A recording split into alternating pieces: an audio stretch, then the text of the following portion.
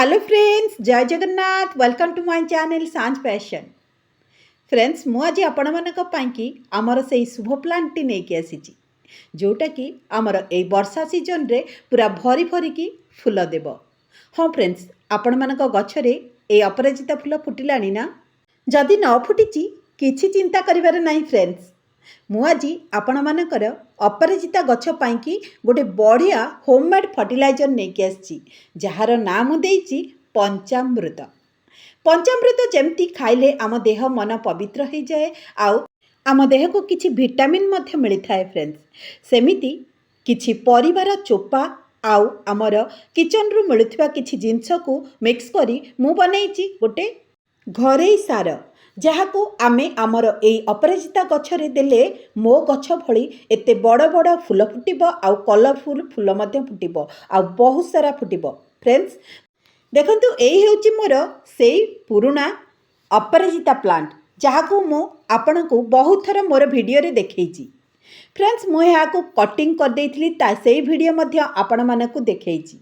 आउ देखंतु एठी मु किपरि भाबरे मोर गछ को फर्टिलाइजर देई बा होममेड फर्टिलाइजर देई गछटी को हेल्दी आउ गहलिया करिछि आउ सेथुर बहुत सारा फूल मध्य पाउछि। फ्रेंड्स ताहले से होममेड फर्टिलाइजर टी कोन ताहा मु कहिबा पूर्वरु आउ किछि कथा आपण मानकु एई अपराजिता प्लांट विषय रे कहिबाकू चाहूछि। फ्रेंड्स जहा कि आमर जानिबा निहाती जरूरी। वर्षा समय रे आमर ए अपराजिता प्लांट बहुत सुंदर भाव में ग्रोथ करिथाए कारण आमर वर्षा पानी रे नाइट्रोजन रो मात्रा बहुत थाए जहा नुआ डाल नुआ नुआ पत्र आसबारे साहाय्य करिथाए। फ्रेंड्स जदि आपणको गछटी गहलिया हेची आउ हेल्दी अछि किंतु फूल देउ नाही तेबे मु जे पंचामृतटी बनैछि ताहाकू आमे आमर ए गछरे देले ताहा निश्चित भाव में फ्लावरिंग करिवो एहा मोर 100% ग्यारंटी। फ्रेंड्स बहुत खरा तो हेउथिला ए वर्ष आउ गछ गुड़िक पूरा सुखी जाइथिला। आपण माने जदि आपण मानकर गछ को छाई एरिया को आनिचंती हेरी एबे आपण माने आनंतु हेरी ताहाको पूरा वर्षा पड़ुथिबा जागा को आउ जेउठी पूरा सनलाइट भी पड़ुथिबो। आउ गोटे कथा फ्रेंड्स आपण मानक गछरे जदि सुखिला फूल अछि ताको मध्य आपण माने काढ़ी नियंतु कारण गछ सुखिला फूल गुड़ी को सुखेबारे जेतिकी एनर्जी नष्ट करिवो ताहा से नुआ पत्र आउ नुआ डाल आनिबारे व्यवहार करिवो जहा फଳରେ माटीर जो न्यूट्रिशन डाल ओ पत्र को आसीबो ताहा सिए नुआ कढ़ ओ फूल आसीबारे व्यवहार करिवो। सेकेंड कथाटी हेउची फ्रेंड्स आपण मानक गछरे जदि फल हो जाइछि बा मंजी हो जाइछि ताहाकू आपण माने काढ़ी नियंतु ना जदि आपणकर मंजी दरकार अछि ताहाले गछरे आपण माने रखि पारंती किंतु फ्रेंड्स जदि आपण को नुआ गछ करिवार नाही आउ मंजी रखिबार नाही तेबे सेगुडी को बाहर करि नियंतु कारण से जो मंजी आउ ए सुखिला फूल को जेउ से एनर्जी नष्ट करिबा सुखेबा पई ताहा से गछ को बुसी करिबारे लगेइबो। तापरे फ्रेंड्स थर्ड रे हेउची आम गछरे जदि किछि सुखिला पत्र अछि ताहाको मध्य काढ़ी नियंतु। हाँ फ्रेंड्स एई समयटी हेउची सबुठु बेस्ट समय आपण माने मंजीरु गछ करिबा पई नाइ तो जदि चारा गछ आपणकर गछर साइड रे अछि ताको मध्य आपण अलगा पॉट रे लगेई देई पारिबे।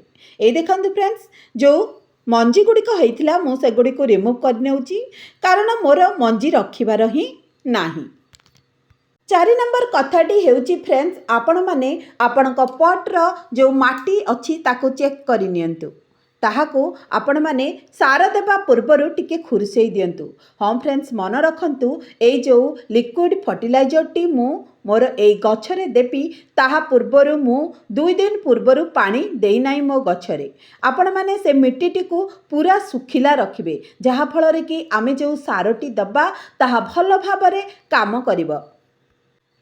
ए देखंतु फ्रेंड्स आउ गोटे कथा मन रखंतु आपणक गछटी बेसी लंबा हो जाइछि सेथि लागि आपणक गछरे फ्लावरिंग हेउ नाही ताहा ठीक कथा। फ्रेंड्स आपण माने जो लंबा डाल गुड़ी को टिके टिके पिंचिंग कर दियंतु बा छिड़े दियंतु। ए देखंतु मु किपरि भाबरे छिड़े दउची सेई डाल गुड़ी को कारण गछटी ଲମ୍ବା ହେଇଯିବ ଆଉ ଏଥିରେ କଢ଼ ଆସିବ ନାହିଁ, କାରଣ ଏହା ହେଉଛି ଗୋଟିଏ ଲତା ଜାତୀୟ ଉଦ୍ଭିଦ ବା ଲତା ଜାତୀୟ ଗଛ ଫ୍ରେଣ୍ଡସ୍। ତେଣୁ ଆମେମାନେ ଯଦି ଗଛଟିକୁ ଗହଳିଆ କରି ସେଥିରୁ ଫୁଲ ପାଇବାକୁ ଚାହୁଁଛେ ତାହେଲେ ଉପରୁ ଆମକୁ ଏମିତି କଟିଂ କରିବାକୁ ବା ପିଞ୍ଚିଂ କରିବାକୁ ପଡ଼ିବ। ଆଉ ଫ୍ରେଣ୍ଡସ୍, ଆପଣମାନଙ୍କର ଗଛଟି ଯଦି ଇଆଡ଼େ ସିଆଡ଼େ ମାଡ଼ୁଛି ତାହେଲେ କିଛି କାଠି ସାହାଯ୍ୟରେ ଆପଣମାନେ ତାହାକୁ ସେଠି ଗୁଡ଼ାଇ ଦିଅନ୍ତୁ, ଯାହାଫଳରେ କି ଗଛଟି ପୁରା ତାରି ଭିତରେ ହିଁ ସୀମିତ ରହିବ ଆଉ ବହୁତ ସାରା ଫ୍ଲାୱରିଂ ମଧ୍ୟ କରିବ। ଏ ଦେଖନ୍ତୁ ଫ୍ରେଣ୍ଡସ୍, ମୁଁ କହିଥିଲି ନା ଆପଣମାନଙ୍କୁ ମାଟିଟି ଚେକ୍ କରିକି ତାପରେ ତାହାକୁ ଗୁଡ଼ାଇ କରିଦିଅନ୍ତୁ, ମାନେ ତାକୁ ଟିକେ ଖୁର୍ସେଇ ଦିଅନ୍ତୁ। ଏଠି ମୁଁ ଯେପରି ଖୁର୍ସେଇ ଦେଉଛି ଫ୍ରେଣ୍ଡସ୍, ଆପଣମାନେ ମାଟିଟିକୁ ପୁରା ଶୁଖିଲା ରଖିବେ ଏଇ ଯେଉଁ ଲିକ୍ୱିଡ଼ ଫର୍ଟିଲାଇଜରଟି ଦେବା ପୂର୍ବରୁ, କାରଣ ଆମେ ଯେଉଁ ଲିକ୍ୱିଡ଼ ଫର୍ଟିଲାଇଜରଟି ଦେବା ତାହା ମାଟିରେ ଯେପରି ମିଶି ଗଛକୁ ନ୍ୟୁଟ୍ରିସନ୍ ଯୋଗାଇବ। ତେବେ ଫ୍ରେଣ୍ଡସ୍, ମୁଁ ଆଜି ଯେଉଁ ଲିକ୍ୱିଡ଼ ଫର୍ଟିଲାଇଜରଟି ତିଆରି କରିଛି ଆସନ୍ତୁ ତାକୁ ଦେଖିବା। এই ଲିକ୍ୱିଡ଼ ଫର୍ଟିଲାଇଜରଟି ନାଁ ହେଉଛି ଫ୍ରେଣ୍ଡସ୍ ପଞ୍ଚାମୃତ, ଆଉ ତା ହେଉଛି 5ଟି ଜିନିଷରେ। এই ଦେଖନ୍ତୁ, ମୁଁ ନେଇଯାଇଛି ଏଠି କିଛି ଫ୍ରେଶ୍ ଚାପତି, ଆଉ କିଛି ନେଇଯାଇଛି କଦଳୀ ଚୋପା, ତାପରେ ନେଇଯାଇଛି ମୁଁ ଏଠି ପିଆଜର ଚୋପା। ଫ୍ରେଣ୍ଡସ୍, ଏଗୁଡ଼ିକ ସବୁ ହେଉଛି ୱେଷ୍ଟ ଜିନିଷ, ଆଉ ଆପଣମାନେ ଜାଣିଛନ୍ତି ଏହା ଗଛ ପାଇଁ କେତେ ଜରୁରୀ। ତାପରେ ନେଇଯାଇଛି ଏଠି ମୁଁ ମୋର ଆଳୁର କିଛି ଚୋପା। 5 ନମ୍ବରରେ ନେଇଯାଇଛି ହଳଦୀ, ଯାହାକି ଆମ ଗଛ ପାଇଁକି ବହୁତ ଦରକାରୀ ଫ୍ରେଣ୍ଡସ୍। ମୂଳରେ ଫଙ୍ଗସ୍ ନ ଲାଗିବା ପାଇଁ ଆମେ ହଳଦୀକୁ ବ୍ୟବହାର କରିଥାଏ।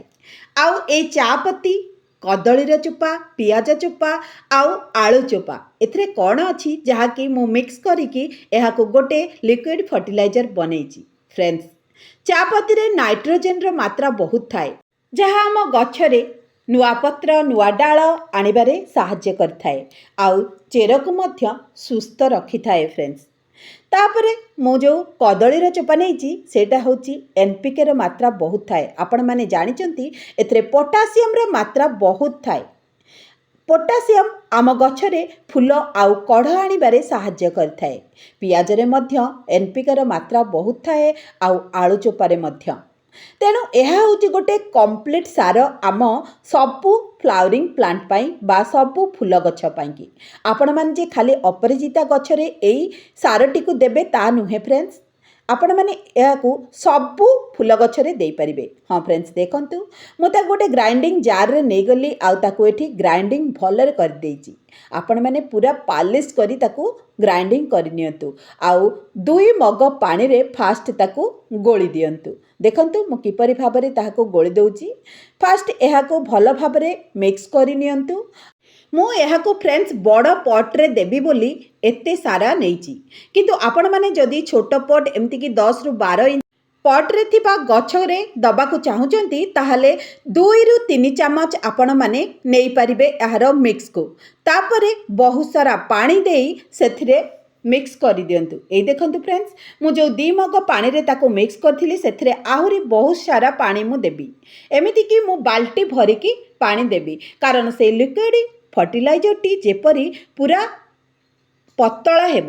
ତାପରେ ମୁଁ ଯାଇ ମୋର ଗଛରେ ତାକୁ ଦେବି। ଦେଖିନିଅନ୍ତୁ କିପରି ଭାବରେ ପତଳା ହେଇଗଲା। ଆଉ ଏ ଦେଖନ୍ତୁ ଫ୍ରେଣ୍ଡସ୍, ଏଇଠି ହେଉଛି ବଡ଼ ବଡ଼ ପଟ୍, ତେଣୁ ମୁଁ ଏତେ ସାରା ଦେଇଛି। ଆପଣମାନେ 2ରୁ 3 ଚାମଚ ସେଇ ପେଷ୍ଟକୁ ନିଅନ୍ତୁ। 2 ମଗ ପାଣିରେ ତାହାକୁ ମିକ୍ସ କରି ଆପଣଙ୍କର ସେଇ ଛୋଟ ପଟ୍ ମାନଙ୍କରେ ଦେଇଦିଅନ୍ତୁ। ନାଇଁ ଯଦି ବଡ଼ ପଟ୍ ଅଛି ତାହେଲେ ମୋ ଭଳି ଆପଣମାନେ ଏହିପରି ମିକ୍ସ କରି ଦେଇପାରିବେ ଆପଣଙ୍କ ଗଛରେ। ହଁ ଫ୍ରେଣ୍ଡସ୍, ଖାଲି ଯେ ଆମେ ଅପରାଜିତା ପ୍ଲାଣ୍ଟରେ ତାକୁ ଦେବା ତା ନୁହେଁ, ଆମେ ଏହାକୁ ମନ୍ଦାର ଗଛ, ଗୋଲାପ ଗଛ, କନିଅର ଗଛ ଆଉ ଆମର ଟଗର ଗଛ ମାନଙ୍କରେ ମଧ୍ୟ ଦେଇପାରିବା, ଯାହାଫଳରେ କି ବହୁତ ସାରା ଫ୍ଲାୱରିଂ ହେବ ଆମର ଏଇ ବର୍ଷା ସିଜନରେ। ହଁ ଫ୍ରେଣ୍ଡସ୍, ଆଉ ଗୋଟେ କଥା ମନେ ରଖିଥିବେ, ଆପଣମାନଙ୍କ ପଟ୍ର ଡ୍ରେନେଜ୍ ହୋଲ୍ଟି ନିଶ୍ଚିତ ଭାବରେ ଚେକ୍ କରିନେବେ, ଯେମିତି ଆପଣ ସେଥିରେ ପାଣି ଦେବା ମାତ୍ରେ ତାହା ଡ୍ରେନେଜ୍ ହେଇଯାଉଥିବ। ଆଉ ଯଦି ଆପଣମାନଙ୍କର ଡ୍ରେନେଜ୍ ନ ହେବ ଫ୍ରେଣ୍ଡସ୍, ତେବେ ଗଛରେ ଫଙ୍ଗସ୍ ଲାଗିବାର ସମ୍ଭାବନା ଥାଏ ବା ଚେରରେ ଫଙ୍ଗସ୍ ଲାଗିବାର ସମ୍ଭାବନା ଥାଏ। ଗଛର ମାଟିଟି ଯେପରି ଓଦାଳିଆ ନ ରୁହେ ଫ୍ରେଣ୍ଡସ୍। ଏଇ ଦେଖନ୍ତୁ ଫ୍ରେଣ୍ଡସ୍, ଏଠି ରହିଛି ଛୋଟ ଛୋଟ ଗଛ। ଆପଣମାନେ ଚାହିଁବେ ଯଦି ଆପଣଙ୍କର ଯଦି ଛୋଟ ଗଛ ଥାଏ ତାହେଲେ ଏହି ସମୟରେ ଆପଣମାନେ ଲଗାଇ ପାରିବେ ଏହାକୁ। ଏହା ହେଉଛି ସବୁଠୁ ବେଷ୍ଟ ଟାଇମ୍। ଆପଣମାନେ ଜାଣିଛନ୍ତି ଫୁଲ ଗଛ ପାଇଁକି NPKର ମାତ୍ରା ବହୁତ ଦରକାର ହେଇଥାଏ, ଯାହାକି ନାଇଟ୍ରୋଜେନ୍, ଫସ୍ଫରସ୍ ଆଉ ପୋଟାସିୟମ୍। ଆଉ ଏଇ ମୋର ଲିକ୍ୱିଡ଼ ଫର୍ଟିଲାଇଜରରେ ତାହା ପୁରା ଭରପୁର ଅଛି।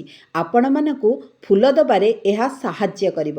ତେଣୁ ଆପଣମାନେ ଏହିପରି ପେଷ୍ଟ ବନେଇ ଦିଅନ୍ତୁ, ବହୁତ ସାରା ଫୁଲ ପାଆନ୍ତୁ। ରହୁଛି, ଜୟ ଜଗନ୍ନାଥ।